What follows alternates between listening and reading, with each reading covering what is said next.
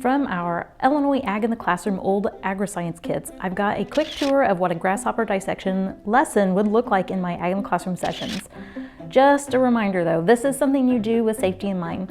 Please don't try this at home unless you have an adult, and read up on lab safety tips and handling lab equipment and specimens correctly. Also, keep in mind, we stick with 5th graders in Cumberland County with this lesson. It's more age appropriate for them, and it gives them their first look at biology at this level. Let's start our dissection tour. I have here a lubber grasshopper. Taking a quick look at the exterior, we can identify a few things fairly easily. This fella has a head with 2 antennae and eyes. How many eyes does he have?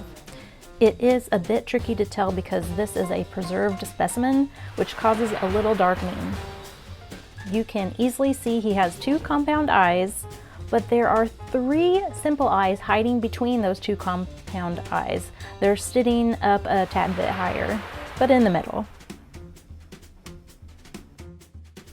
And legs, if we take a look at our grasshopper closely, we're gonna count how many legs he has.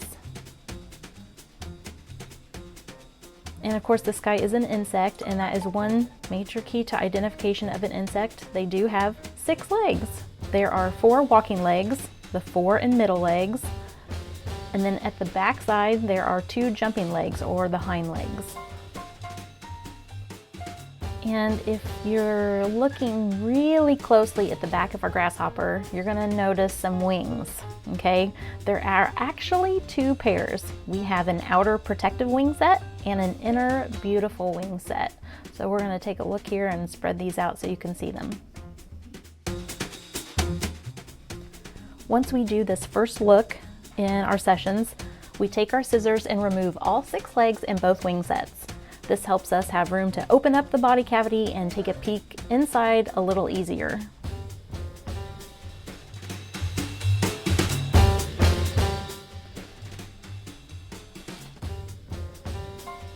In order to do that, we're going to take our scissors and start at the end of the rectum, which is the very end where the grasshopper would excrete waste materials not needed. We will enter the scissors at the top of the body from here and continue on, cutting carefully just the top layer to the thorax, which you are going to hear crunch, okay? Continue with the thorax down to the head, but not the head. That's what we're gonna do. Hear a crunch, like so. And then we're gonna stop at the head. All right, now that we have our cut complete, we'll open up the cut, exposing the internal organs and showcase the foregut, midgut, and hindgut.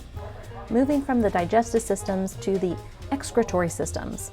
We'll take these nice long pins and we're gonna just pin this back, and we're gonna start in on the interior, and we'll follow that path food ingested follows. Just keep in mind as we open up our specimen that what we eat is to feed our bodies, and we have to get energy and nutrition to live, and in order to do that, we have to be able to break down food into a way our bodies can absorb it.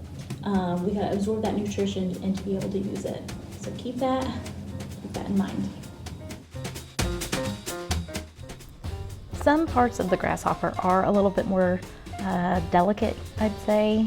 Just take your time and work with it, just to kind of peel that outer layer off to pin back. It's totally fine.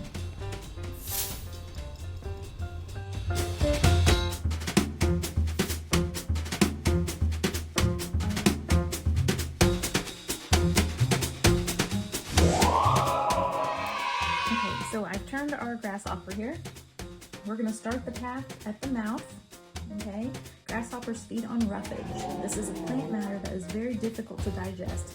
As humans, we do not have the digestive tract to be able to break down this type of food and turn it into energy very well. Our grasshoppers do have some similar digestive organs like ours, but some are different because of this reason alone. So the food that they eat, that's why it's a little different than ours. They've got to have some extra stuff there. Okay, once our grasshopper chops down on grass with its mandibles down here in its mouth, physically tearing it into pieces, the process begins. So very similar to us enjoying a cheeseburger, right? You gotta take some bites and start chewing it up, so that gets it started. The food will travel from the mouth to the pharynx and esophagus, which is hidden here inside the head. But it's very similar to us. Once you swallow something in the mouth, it heads through the pharynx and the esophagus. From there, it goes to the crop. This crop stores food prior to digestion. Okay, so it's a storage tank. It is located right before the gizzard. And if you've heard of gizzard before, it's familiar with another ag friend we have, the chicken. It is something that grinds the food up more. The next section we'll talk about in our lesson is the gastric ceca. The gastric ceca looks a little like tiny bitty bowling pins. It provides additional surface area for enzymes to break down the food more. After that, the next internal organ is the Malpighian tubes. This organ is just amazing. It does so much and is similar to our kidneys. It doesn't just make urine, but it also regulates and balances water, salts, toxic chemicals, small metabolites by filtering and removing waste. By the way, the rectum is at the end of the digestive system and is able to reabsorb selective waters and salts and metabolites. We're just going to get to the rectum here in just a bit, but first we got to go through the productile valve, which is underneath the Malpighian tubes, and this is where unabsorbed food particles pass into that hindgut. And of course, from the hindgut, we're going to get into the rectum. The rectum is where the body stores materials that will later be expelled or released. These materials are the unused matter left over. And yes, if you're thinking of number 2 in the bathroom, yep, you are right.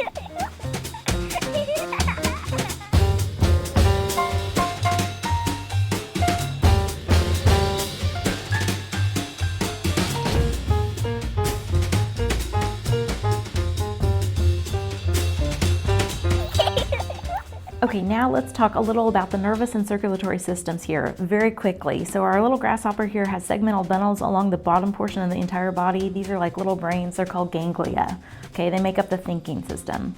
And then of course the circulatory system, which we annihilated when we opened up our poor little grasshopper here. The open circulatory system is different than ours. We have a closed system. The grasshopper blood, called hemolymph, it bathes over their cells. Okay, so these structures move this body and the blood in the body over the cells. We can learn a lot from dissections and lessons in insects. I hope you enjoyed, and hopefully I sparked some curiosity in you. Today is always a good day to learn and stay curious. You can find us on Facebook at Cumberland County Ag in the Classroom for more information on our programming.